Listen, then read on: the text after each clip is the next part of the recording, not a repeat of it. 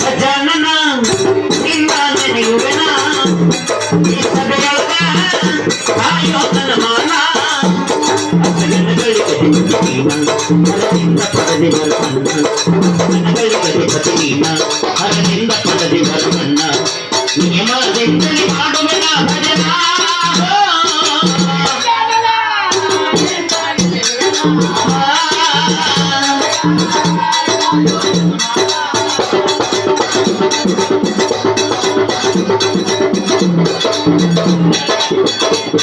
Thank you.